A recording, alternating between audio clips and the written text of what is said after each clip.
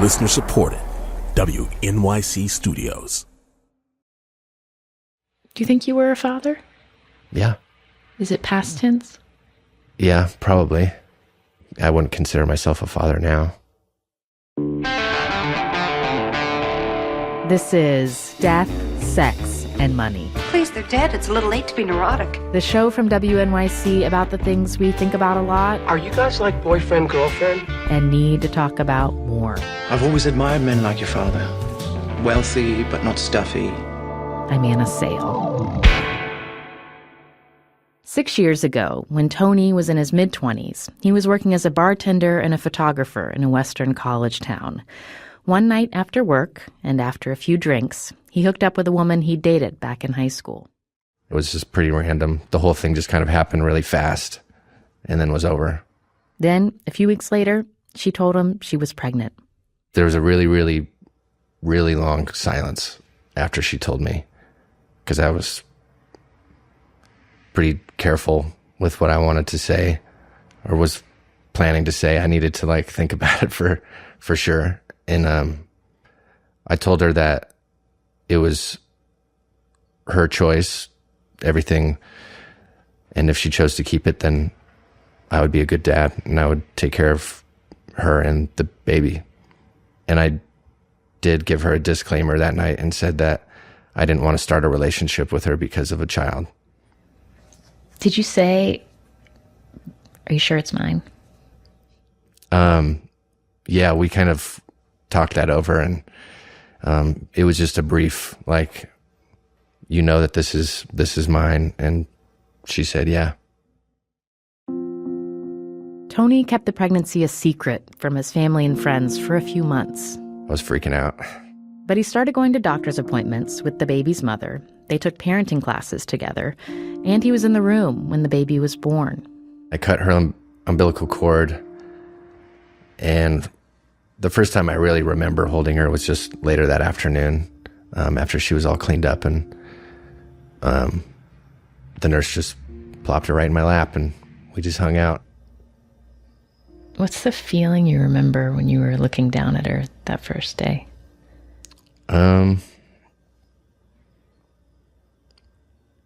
Just that I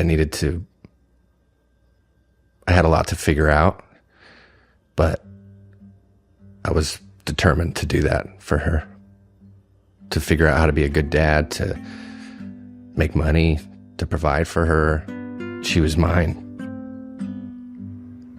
I was really proud of the fact that I created that. For the first few months, the baby spent most of her time at her mother's house. Tony would go over there a lot.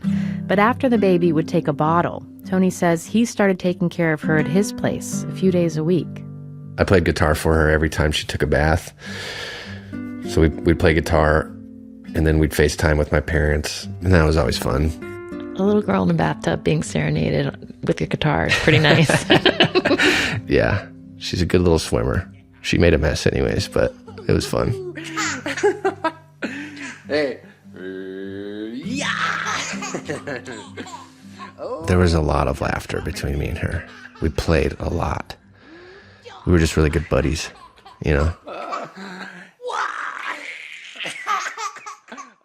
It felt good to have purpose, and it felt amazing to love something so much in a completely new way. But as the baby grew into a toddler, Tony's relationship with her mother became more and more strained, especially around money. I started paying child support from a couple months before she was born, just to help out. So we did that, and we started to have kind of a just mutual agreement. But that's tough to hold on to without getting a professional to say okay, we just need to lay down some ground rules. And at that time, I think I was working 3 jobs, and it made things really tense at times. And then money just it was just not good. Was there ever, did a judge grant a certain amount of child support and codify what your custody sharing was going to be? No, that was the process that we were going through was all of that legal stuff kind of at the peak of me going, I need to get this test taken. Because at that point I was having doubt.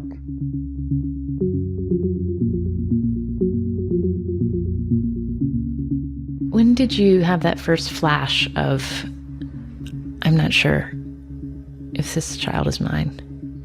Maybe had doubts at about a year. Like her eyes were starting to be darker and darker.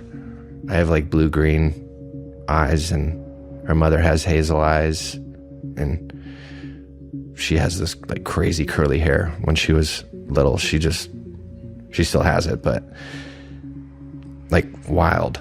People in the community would be like, where does she get that hair? You know, like, where does she, you know? I'd be like, I don't know. I really don't. I couldn't play it dumb forever. I had talked to two of my best friends at the time and said I was thinking about doing it about a week before. And you could almost like feel a sense of relief on their faces too. Like it was something that they had thought about, but maybe didn't ever want to talk to me about. Was there part of you that thought, I don't want to know? Yeah, totally. That's, I think, why it took so long for me to do it. That's not something you want to know, especially when you love something so much. How old was the baby when you had the test? She was almost 16 months, I think. How did you, what did the test involve? How did you do it? You just show up and they do a cheek swab. Did you take her? You just sign a couple documents, and yeah, I took her in. And since I was the legal guardian, I didn't have to have mother's consent, and so I just went. And how did you get the results? Through a phone call. I was at work, and then the woman gave me this statistical analysis of the DNA and ended with, you have a 0% probability of being the father.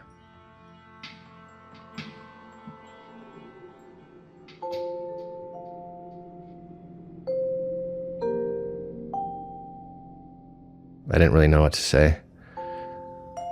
Just kind of in shock, but almost expecting it. Why did it matter? What do you mean? Why did it matter if she was mine or not?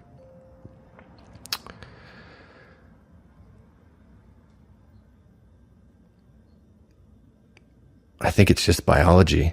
I think there's something that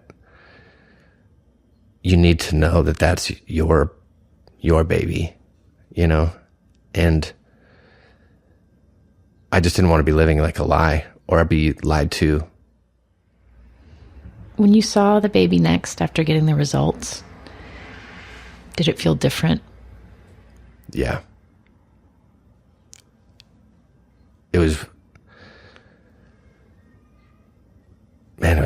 really sad for me. I felt really guilty. Sorry. It's okay. Take your time. I just felt really guilty to feel that way. Guilty to feel which way? Just to feel different. It was nothing to do with me and my daughter's relationship. And I knew all of that stuff was so genuine. And that was why it was so hard and why I felt so guilty about feeling that way.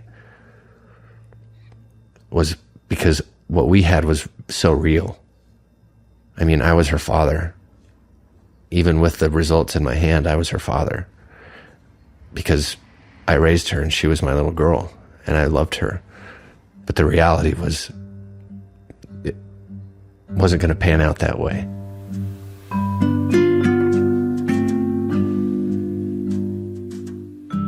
We talked with the mother of the baby. She confirmed the details of this story and said she didn't want to comment further. Coming up. I think he texted me about talking about getting together, and it might have... I thought you reached out to me, but maybe we did. Who knows? I don't remember. Tony meets his daughter's other father. The way I've lived my life, it was kind of one of those things like, well, who didn't expect my first child to come this way? You know, in some sort of a, you know, Maury Povich style moment, you know.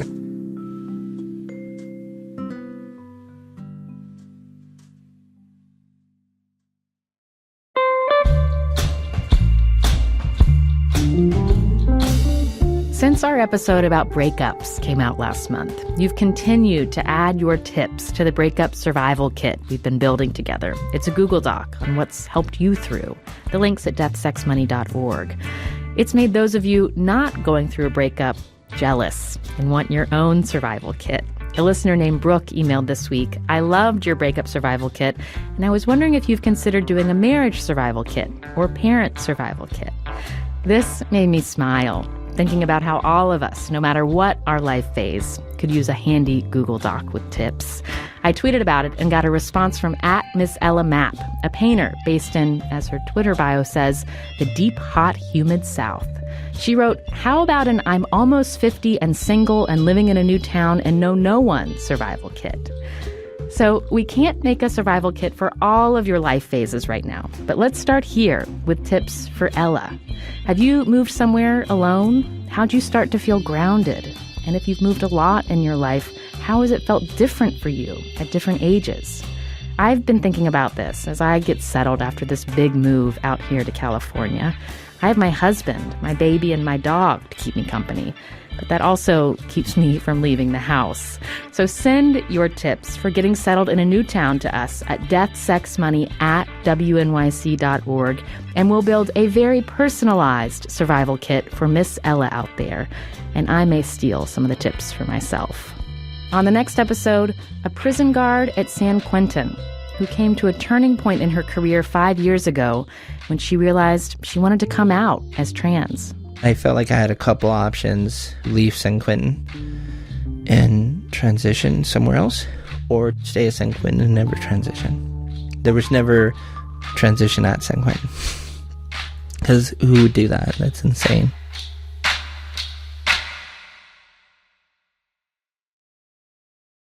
This is Death, Sex, and Money from WNYC. I'm Anna Sale. After Tony got the results of his paternity test, things moved fast. He called the mother. And I asked her if she knew who the father was, and she said, "I think so." Did she sound surprised? She sounded caught. Did you feel angry with her? Yeah, I felt pretty upset. I just didn't know what to think at all. I didn't know whether to be mad or sad or relief in some weird way. So I wasn't like, wasn't screaming at her over the phone or anything. I just said, "You need to figure out who the father is and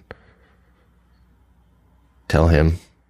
The second I heard her on the phone, I'd kind of known whatever was going on had changed completely. This is Victor. He has dark eyes and a history with the same woman as Tony. Victor heard from her right after Tony got the test results. She asked me to go over there, and I said, okay. So I just went up there, and I walked in the door. There was my daughter, and not another word about it. I had actually just kind of sat there with her for a while. Did she respond to you like you were a stranger? Oddly, no. I mean, it was kind of a, with my daughter, one thing anybody can attest to is that she'll make sure you guys are friends no matter what, whether you want to or not. So she's super social. Yeah. So, I mean, she, to say, that she was totally responsive in a way that, she realized there was some connection. I don't know, because I've seen her do that with people at the grocery store. So before all of this happened, Tony and Victor didn't know each other, even though they live in the same town and were both single guys hanging around the bar scene. When Victor heard about the pregnancy, he wondered if he could be the father. But he heard that Tony was the dad, so he let it go. Then the baby was born, and Victor saw pictures of her on Facebook through her mother's account. As soon as I saw the pictures, it was kind of like an overwhelming reality for me. Did you think the little girl looked like you? Yeah. Yeah. Victor started mentioning his suspicions to other people they knew, but getting proof, that was complicated. I had discussed it with her friends before. I said, I need your help to do this. Like, just give me a piece of hair from a brush and I'll go do the rest. I'll take care of everything. Called the state and they're like, well, you can't just go DNA test kids that you think look like you. And I'm like, okay, well. You called? Yeah, I called a bunch. Do you feel like shame about that you didn't find a way to step in sooner, or you just didn't know how? Yeah, there'll always be that, small sense of shame. I was kind of like, something needs to be done, and now how do I do it? How do I do it without, just leaving behind a trail of destruction for 2 families, possibly 3, in terms of, what if I'm wrong? There was always that outside chance, even though I saw her face, I saw everything going on. I had known the timelines, everything like that. What if I was wrong?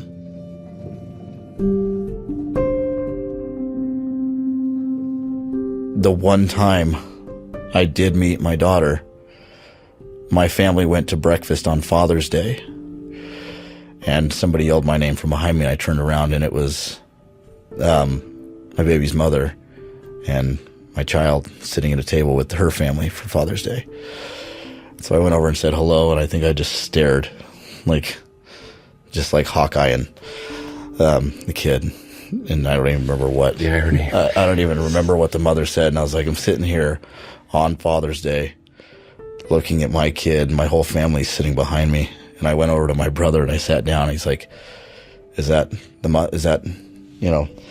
Mom? I said, yeah. And he's like, well, what do we do? And I was like, you shut up, because if my mom finds out, then this place is going to get torn apart. She even smells that kid. We're going to have a problem.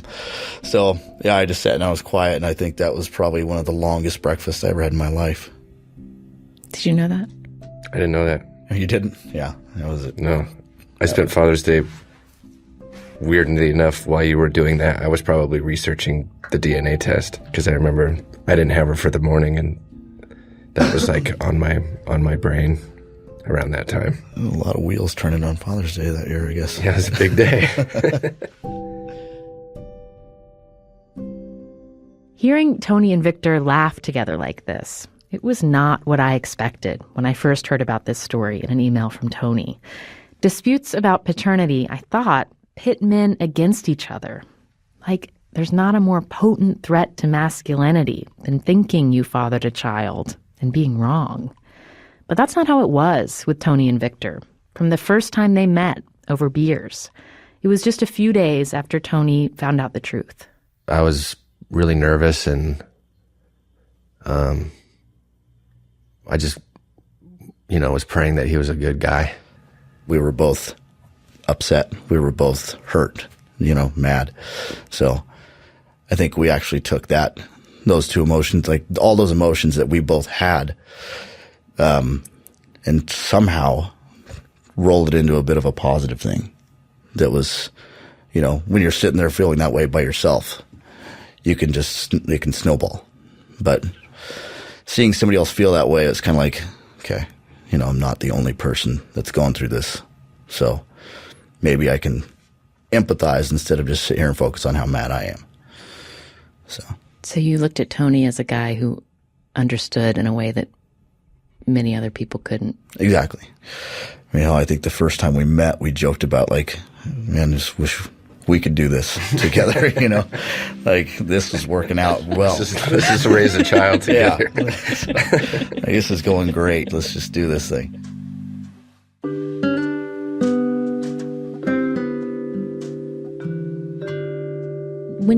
When you first started talking about what the next steps were, how did you talk together about which roles of a father, which of you were going to do? What I wanted Tony to know initially was that, I'd love him to stay involved in any capacity that he felt comfortable. Never wanted him to feel like, he was being shooed away from my side of the family. And the way I initially thought about it is just, what's wrong with having more people around to love her? Why would there be an issue with that? That's what Tony thought too, at first. I thought that I would still be a part of her life, but that I would play definitely a lesser role. And what did you picture when you pictured that? I pictured taking her to go get a cheeseburger and some ice cream, or go to a basketball game or something, long term. That could be my role as just like an uncle. When did you notice that she was becoming aware that there was something changing? Well, when we introduced Victor in It was obviously a new adult in her life. And then he was assuming roles and doing things that we would be doing, you know, picking her up from daycare and cooking dinner, hanging out. And when she would call me dad, you know, it was like, oh, there's a new thing that I need to like figure out. Do I tell her not to call me dad, or do we just let that happen naturally? And then I obviously saw her a little bit less and less, and she was a little confused. How could you tell? She was just a little more distracted. I don't know how to explain it. I mean, you're a parent, you know, she could read me like a book and I could read her the same way. And, you know, she would look to me like, what's the deal, man? You know, I seen you in a week. And you could feel that, you know, and I knew that it was only going to get longer and longer. So that was really hard for me. That transition was. And then it just got to a point where I just couldn't do it at all. It was too hard. Yeah, it was just like reliving that same thing over and over again. And I just felt like I was breaking our trust every time. You know? Like I was letting her down. So it was your choice to change that. And Victor was transitioning more and more into it. And so, you know, he was doing a good job in filling that role. It just felt like time to just maybe try to move on, or just let it be them, let them figure it out for a while, you know, without me in the picture. Victor, when Tony told you that it was too hard for him to have regular visits with your daughter, that he thought it would be at best to step out of her life, did you worry about what that would mean for your daughter to lose him? I don't think, like I said, the more people that we had to love her, the better. And I was excited about that. But at no point did I feel like anybody walked away from anything that was, you know, not understandable. And also I think that, you know, we all knew that we were all going to be there when we needed to. So filling in for that spot, I didn't feel like there was a hole left. It just kind of put the pressure on me. This is going to change for her and it can't affect her, you know, so I've got to do this. I've got to step in and be who I need to be. And I was ready to be there. You know, I had kind of been sitting watching for a long time and seeing everything transpire. And so I was ready to get in. Victor started paying child support. Tony stopped.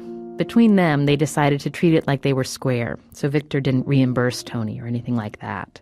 But he did take a truckload of baby stuff off Tony's hands when Tony was beginning to try to move on.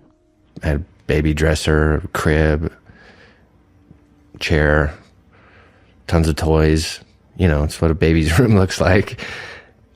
And so rather than him spend all of this money and buy new things, it made sense just to have the things that she already loved and cared about. And so one day he just came over to my house and backed his truck into my driveway, and I just unloaded everything into his truck. And that was, I mean, physically and literally all in one afternoon, it became pretty real, you know, to just put everything in boxes and then just give it to this guy. You loaded up the truck together? Mm-hmm. Did you cry? Like around him? No. I think we just shook hands.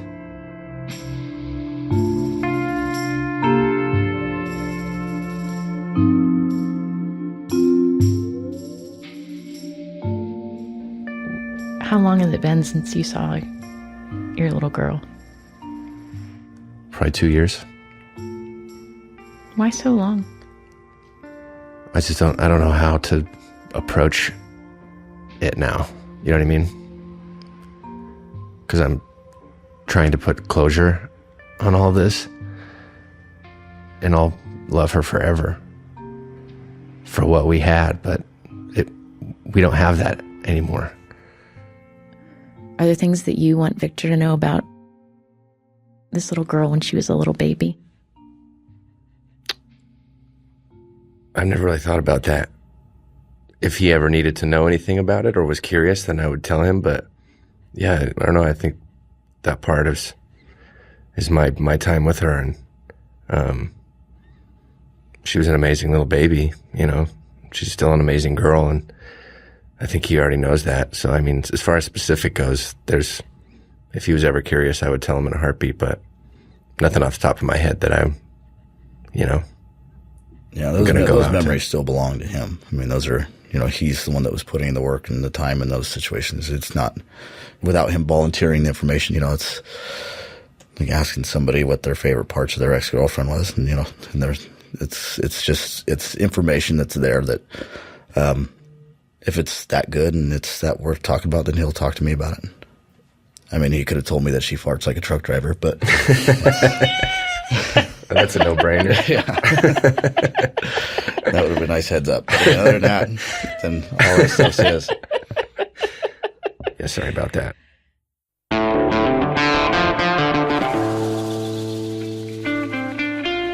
That's Tony and Victor. Victor now has joint custody of his daughter. She's 5 years old. And at the end of this month, Tony's leaving town after living there for more than a decade. He's still looking for a fresh start. Death, Sex, and Money is a listener-supported production of WNYC Studios in New York. I'm based at the Center for Investigative Reporting in Emeryville, California. The team includes Katie Bishop, Chester Jesus Soria, Emily Botine, and Andrew Dunn. Our intern is Adriana Rush. The Reverend John Delore and Steve Lewis wrote our theme music. I'm on Twitter at Anna Sale. The show is at Death, Sex, Money. And on our Facebook page right now, you'll see the posting for a paid internship with the Death, Sex, and Money team this summer. Go check it out if you're interested. Do you think about becoming a father again? Yeah, I think about it. Something you want? I don't know. My mother will hate to hear that. If I find someone who I love and want to have a baby with, then yeah, I could totally do that. I just don't see it in my near future. I'm Anna Sale, and this is Death, Sex, and Money from WNYC.